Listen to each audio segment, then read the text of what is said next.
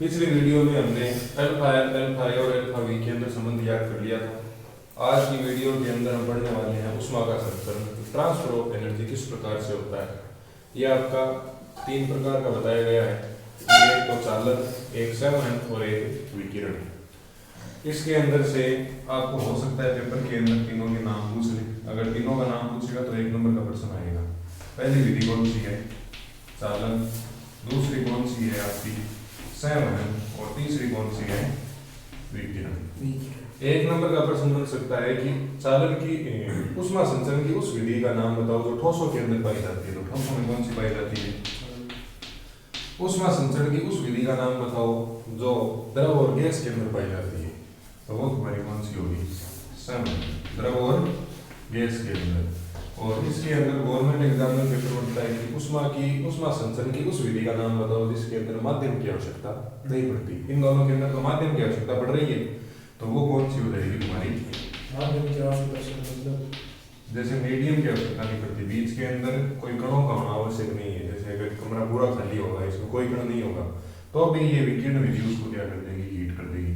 सूर्य से जो प्रकाश आता है वो इसी विधि के कारण होता है। और इस विधि के अंदर जब कोई कण नहीं होंगे, भाई होता क्या है नॉर्मली कि मान लो ये वातावरण के कण है, ये ठंडे हैं, अब सर्दी का मौसम है। अब जैसे ही सूर्य का उदय होता है तो सूर्य की जो अल्ट्रावायलेट किरणें हैं वो ओजोन परत के अंदर से छन के नीचे आती है। और नीचे आएगी तो होना तो ये चाहिए कि जब ये कण ठंडे थे तो इनकी गति भी क्या थी? 0 थी। अगर इनके पास ऊर्जा आ जाए तो अब ये क्या करेंगे? अपनी माध्य स्थिति की तरफ कंपन करेंगे, और कंपन करेंगे तो आपस में टकराएंगे तो ऊर्जा की हानि होगी।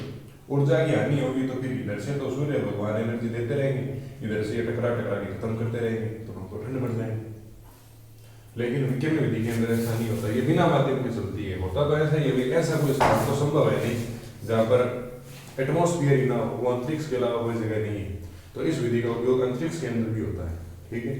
अब अगली बार सूर्य से जब किरणें आती है तो ये किरणें हमारे सबसे पहले वायुमंडल को गर्म करती है। फिर वायुमंडल के अंदर जो हवा है वो गर्म होती है, हवा के संपर्क में पृथ्वी की सतह आती है, फिर वो गर्म होती है, फिर पृथ्वी का तापमान बढ़ता है। रेगिस्तान के अंदर ये प्रक्रिया बहुत तेजी से होती है। रेगिस्तान की जो मिट्टी है उसके अंदर खाली मिट्टी है, पेड़ पौधे है नहीं, तो और कोई प्रक्रिया तो होगी नहीं। वहाँ पे मिट्टी का जो दिन का तापमान है वो इतना चला जाता है +100 डिग्री सेंटीग्रेड, फिर तो गर्म हो जाती है मिट्टी। जैसे तो पापड़ सेक लो, ये सबके आर्मी के जवान कई बार वीडियो लगाते हैं मई जून के महीने में कि अपने बीकानेर जैसलमेर में भी धोरों के अंदर पापड़ दबा देते हैं, नीचे ले जाके मिट्टी के अंदर ऊपर मिट्टी डाल देते हैं। 2 घंटे बाद पापड़ एकदम सूखा हुआ तैयार होता है, इतनी गर्मी पड़ती है। तो वो इस विकिरण विधि के द्वारा ही। और रात को जैसे सूर्य अस्त हुआ, जैसे सर्दियों के अंदर 6 बजे सूर्य अस्त हो जाएगा तो ये ठंडी होना चालू हो जाएगी। रात को कितनी ठंडी हो जाएगी?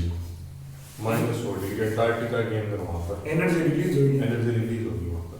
अपने तो यहाँ इतना कम नहीं होता, लेकिन जहाँ पर एकदम बर्फ है, मतलब रेगिस्तान उस जगह को कहा जाता है जहाँ पे वनस्पति नहीं हो। तो अंटार्कटिका आर्कटिका महासागर है, वहाँ पर पूरी बर्फ ही बर्फ है, तो वहाँ का तापमान ये है। तो दोनों का अगर तापांतर देखा जाए तो कितना डिग्री पाया जाता है? 100 डिग्री सेंटीग्रेड, जो कि बहुत भयंकर होता है। ठीक, इसी का ये रिजल्ट हुआ कि इसके कारण ग्लोबल वार्मिंग का रिजल्ट हुआ कि जो सूर्य किरणें थी वो पहले ओजोन परत से होकर आ रही थी, अब उसके अंदर छेद हो गया तो वो प्योर नीचे आ गई। ठीक, तो हमें ये तीनों प्रकार के ज्ञापन हैं। ज्यादा इंपॉर्टेंट इनके अंदर कौन सा है? विकिरण है। और पूछने को तो 1 नंबर की भी पूछ सकता है। ठीक, तो सबसे पहले इसकी परिभाषा लिखो। देखो भाई लोगों, ऊष्मा का मतलब हमने क्या पढ़ा था कि ऊष्मा एक प्रकार की क्या है? ऊर्जा। और ये इसका जो ड्राइवर है वो तुम्हारा कौन होता है? टेम्परेचर होता है। और ऊष्मा का स्थानांतरण एक स्थान से दूसरे स्थान की तरफ कब होगा? जब वो हाई टेम्परेचर से किसकी तरफ जाएगी? लो टेम्परेचर की तरफ जाएगी। अब संचरण का मतलब क्या होता है? स्थानांतरण होना। तो ऊष्मा का एक स्थान से दूसरे स्थान पर स्थानांतरण होना क्या कहलाता है? ऊष्मा का संचरण। और इसको निर्धारित कौन करता है? टेम्परेचर करता है। उच्च ताप से निम्न ताप की वस्तु की तरफ ज्यादा स्थानांतरण होता है। उसकी 3 विधियां हैं, चालन, संवहन और विकिरण। को लिखो भाषा के अंदर। सबसे पहले हेडिंग लगा लो ऊष्मा का संचरण। फिर इसमें ऊष्मा ऊर्जा का एक रूप है, ऊष्मा ऊर्जा का एक रूप है तथा एक स्थान से ऊष्मा ऊर्जा का एक रूप है तथा एक स्थान से दूसरे स्थान तक ऊष्मा का संचरण हो सकता है। ऊष्मा का संचरण हो सकता है।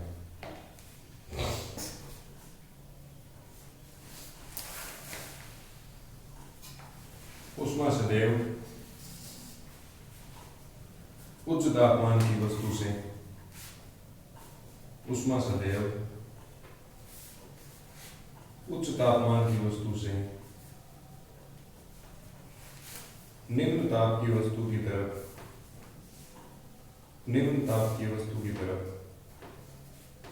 प्रवाहित होती है।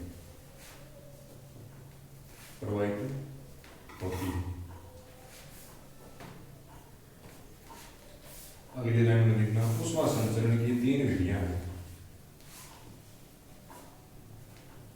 ऊष्मा संचरण की 3 विधियां हैं। अब ये तीनों नाम लिखो।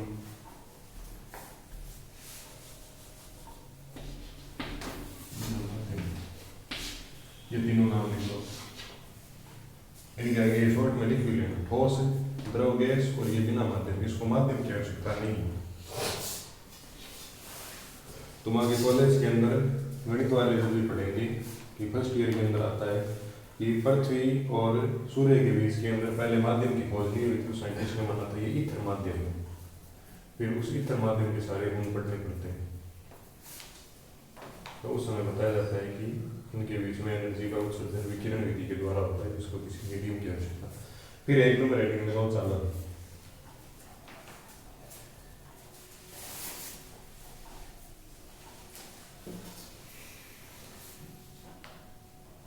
के इसके अंदर हम पहले पढ़ चुके हैं कि जब ठोस को एनर्जी मिलती है तो वो अपनी मूल स्थिति के ऊपर नीचे क्या करते हैं, कंपन करते हैं। ठीक है, तो इसमें लिखो, चालन विधि में लिखो,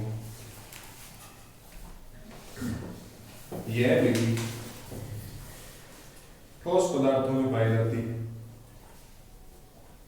यह विधि ठोस पदार्थों में पाई जाती है।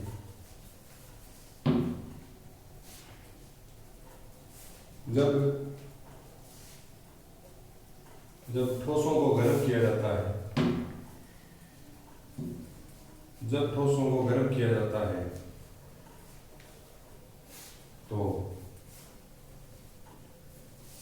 ठोस पदार्थ के अणुओं की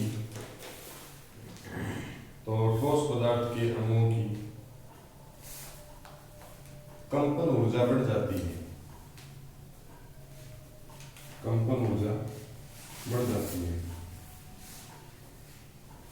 अर्थात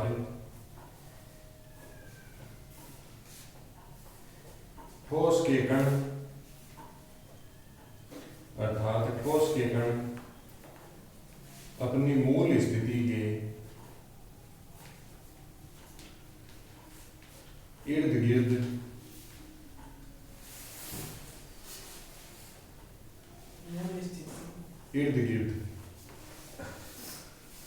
कंपन करने लगते हैं। चारों ओर लिख लो, इर्द गिर्द आस-पास लिख लो, इर्द गिर्द चारों ओर कंपन करने लगते हैं। तथा जैसे जैसे ताप का मान बढ़ाया जाता है,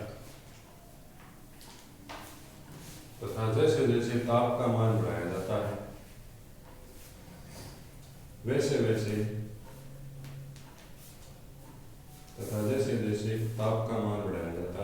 वैसे उनका कंपन भी बढ़ता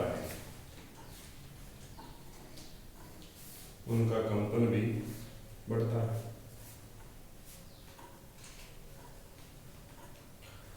तथा अन्य कणों से टक्कर भी बढ़ती है।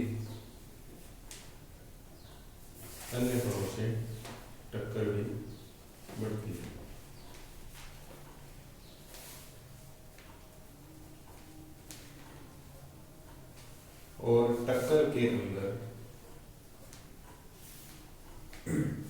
कंपन करने वाला कण अपनी ऊर्जा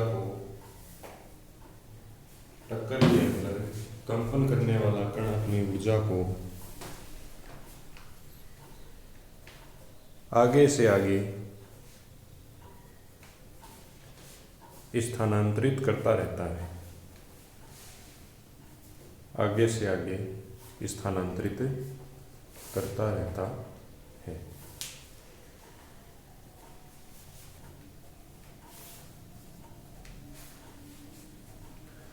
तो ये थी तुम्हारी कौन सी विधि, चालन विधि, जो कि बहुत ही फेमस है। सरल। ठीक है, 2 नंबर हेडिंग लगा के छोड़ दो, कल पढ़ेंगे सर्वल विधि। ये विधि द्रव और गैसों के अंदर होती है, इसको ठीक है। तो आज की वीडियो में इतना रखते हैं, बहुत बहुत धन्यवाद।